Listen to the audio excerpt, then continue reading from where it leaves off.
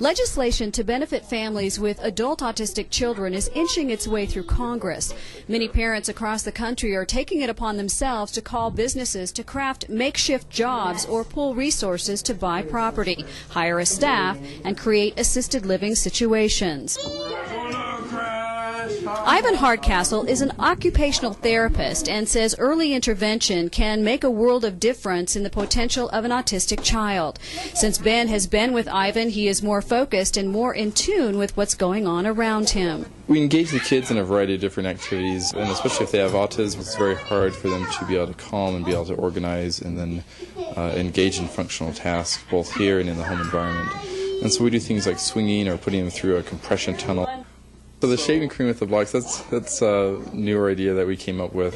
It's just simply building with blocks, but then it adds a component of the texture. So they have to draw in a lot more concentration of how do I deal with this texture on my hands, plus still engage with the block. Simple, everyday tasks for parents just to get out of the house in the morning can take hours.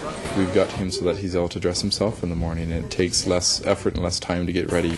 Something as simple as going to the grocery store can be a nightmare. Ivan says for an autistic child, it's like going shopping on Black Friday on any given day for us. We want our kids to be able to go there and be able to stay with mom and not get overstimulated and have strategies that they can use. Ivan says the symptoms vary, like with any child. For some, it may be eye contact that is uncomfortable. I have got kids who bite themselves and hit themselves, and it's them trying to calm themselves down because their body is sending all sorts of different signals that they can't process. It might be the sound of lights above their head that they can't cut out that we don't even notice. It might be the feel of their socks or their shirt, thrown in their own little world, or they do the kind of self-stimming, arm flapping or making noises. And we do that too. We might tap our foot or we might click a pen, but it's much more subtle and much more socially appropriate. Joy McLean and her husband have adopted 6 special needs children. The McLeans' oldest son, Billy, is autistic and say they are thinking about the future. I am becoming really concerned about transitioning to adulthood, and so that's the kind of services I am now trying to kind of gear my brain toward. I spoke with Stephanie Spencer, owner of Idaho Center for Autism in Boise. She is also concerned about education budgets and Medicaid cuts. She says that the reality of finding help will be profoundly affected and agrees investing early on is key. We can start working with these kids so that they have a better outcome when they're older.